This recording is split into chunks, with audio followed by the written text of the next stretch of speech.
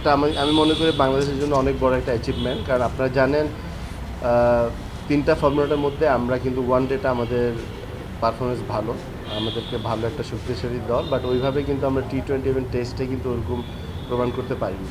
তো আল্লাহর রহমতে এবার পাকিস্তানে গিয়ে প্রথমবারের মতো পাকিস্তানের মতো দলকে আমরা হারিয়েছি, তাও পাকিস্তানের মধ্যে, কারণ পাকিস্তান আপনার ওদের হোমে কিন্তু অনেক ভেরি স্ট্রং সাইড, সেটা আপনারা সবাই জানেন।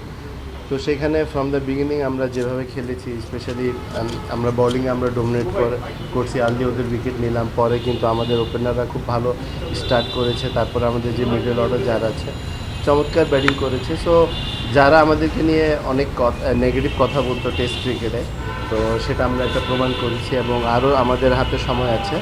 আমরা নেক্সট ম্যাচটাও যদি আল্লাহর মতো ভালো করি, তাহলে সেটা জবটা আরও শক্তিশালী হবে। আর ভালো করার সম্ভাবনা আমি মনে করি আমাদের ভালো, যেহেতু মেন্টালি আমরা ভালো আছি। প্রথম ম্যাচটা আমরা জিতলাম, উইকেটটাও অনেকটাই কিন্তু এই উইকেটটা আমাদের বাংলাদেশের উইকেটের মতো। সো এই পারফরমেন্স যদি আমরা ধরে রাখতে পারি, তো ইনশাল্লাহ আমরা নেক্সট ম্যাচও জিতার আশা করছি আল্লাহর রহমতে। আর কিছু নেই, কারণ আপনি শুধু গত 2 বছরের পারফরমেন্স তো যদি বলেন, কারণ কোয়ালিটি প্লেয়ার ছাড়া আপনার একটা দলে একটা দেশে কিন্তু 14-15 বছর খেলা, এটা কিন্তু অনেক বড় একটা ব্যাপার, কারণ এটা কোয়ালিটি প্লেয়ার ছাড়া এই অ্যাচিভমেন্ট কেউ করতে পারে না। সো ওর তো পারফরমেন্স সবসময় ভালো, এবং ও যখনই খেলে বাংলাদেশের দলের জন্য কিন্তু এক্সট্রা আমরা বেনিফিট পাই। ও মুশফিক অনেকে আছে, হ্যাঁ, বাট আইনি কোনো নোটিশ পাওয়ার পর উনি বলেছেন, বাট এখন পর্যন্ত আমি জানা মতো কোনো আইনি কোনো কিছু বিসিবিতে এখনও পাইনি। এটা পেলে তারপরে হয়তো বা আমরা সবাই বসে এটা নেক্সট সিদ্ধান্তটা নিব।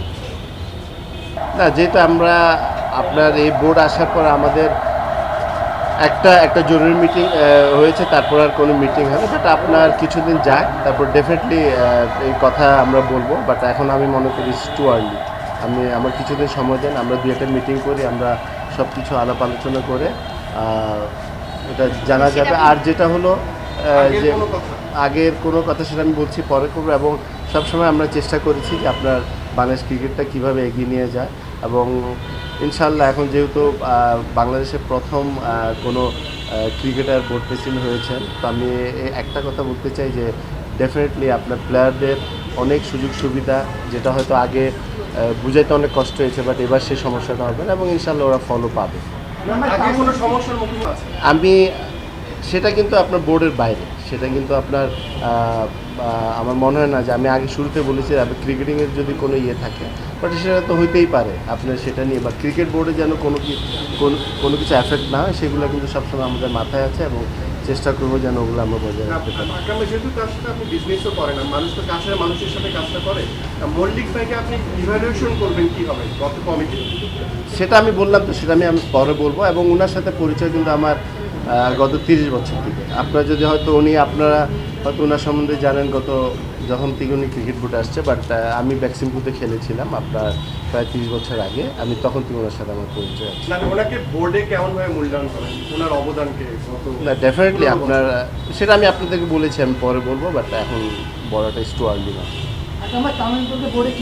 এটা তো এখনও তো সে খেলছে, এখন তো মনে করেন আমি মনে করেন যে প্লেয়ারই খেলুক, ভালো খেলুক, বাট ওরটা তো এখন আমি কিছু বলতে পারছি না। এটা তো অ্যাবসলিউটলি ওর ডিসিশন, ও খেলবে না, ও বোর্ডে আসবে। আমার মনে হয় এরকম কি আদৌ ছিল? আপনি কি ওটা পড়েছেন যে আমরা বলেছি যে হস্তক্ষেপ ছিল? না, আমরা শুনেছিলাম। আসলে যে জিনিসটা আমরা যেটা পেয়েছি সেটা আমরা বোর্ডকে দিয়েছি, এবং বোর্ড যেটা সিদ্ধান্ত নেবে সেটাই হয়েছে। বোর্ড কি কোনো ইনিশিয়েটিভ নিয়েছিল আপনাদের ওই রিপোর্টটার পরে, যে হ্যাঁ একটা প্রপার ইনিশিয়েটিভ নেওয়া হচ্ছে যে ব্যর্থতার কারণগুলো? সেটা আপনার যে অনেকে হয়তো বা ধারণা করেছিল সেটা তদন্ত কমিটি করেছে, আসলে সেটা না। সেটা যে আমাদের ওয়ার্ল্ড কাপের মূল্যায়নটা পারফরমেন্স খারাপ ছিল, ওটার মূল্যায়ন করতে সেটা আমরা করেছি, এবং সেটা আমরা বোর্ডকে জমা দিয়েছি। এবং 2-1 জনের নামে আপনার অভিযোগ ছিল, বাট সেগুলো আমরা যা পেয়েছি সেটাও কিন্তু ওই রিপোর্টে আমাদের এটা বোর্ড যদি সিদ্ধান্ত নেয়, যেহেতু এখন নতুন বোর্ড আসছে, বোর্ড যদি সিদ্ধান্ত নেয় তো অবশ্যই সেটা আপনার পেয়ে যাবেন। আপনি তাহলে মনে করেন যে ওই রিপোর্টটা মানে জনসম্মুখে আসা উচিত? আমি মনে করি যেহেতু আমরা পারফরমেন্স ভালো করতে পারিনি, সেটা কিন্তু আসলে ভালো।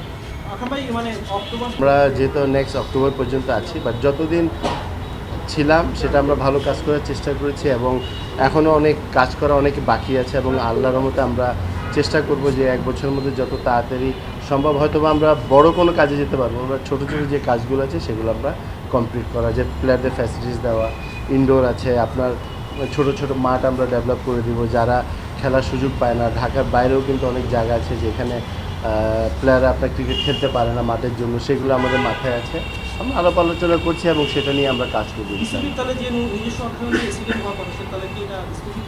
সেটা আমি এখন জানি না, সেটা বোর্ডের সিদ্ধান্ত। থ্যাংক আশরাফ ভাই, ইউ। আশরাফ ভাই, গামিনীকে নিয়ে অনেক অভিযোগ, উনি ছুটিতে ছিলেন, আজকে আবার ফিরেছেন। গামিনীকে নিয়ে বোর্ড কিছু ভাবছে কিনা তার ভবিষ্যৎ? না, এটা তো আপনাদেরকে বলেছি, একটা মিটিং ছাড়া কোনো মিটিং হয়নি, তো মিটিংয়ের সিদ্ধান্ত ছাড়া তো এগুলো বলা যাবে না। আমার মনে হয় যে এই ধরনের প্রশ্ন না করলেই ভালো। এখন ভাই আমরা যদি যখন ম্যাচ হবে বাংলাদেশ তখন চান্দিকে হাতুল সিংহের খুব সমালোচনা হয়, ম্যাচ জিতলেও তিনি মানে ওই ক্রেডিটটা পাওয়া ডিজার্ভ করেন কিনা?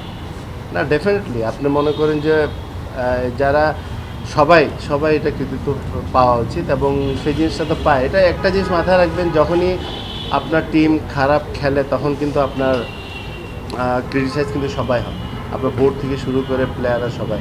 তো এটা হয়ে আসতেছে, this is part of game. আপনি ভালো খেললে প্রশংসা পাবেন, খারাপ খেললে আপনার ক্রিটিসাইজ শুনতে হবে, তো এটা ইউজ টু। লাস্ট কোয়েশ্চেন, হ্যাঁ।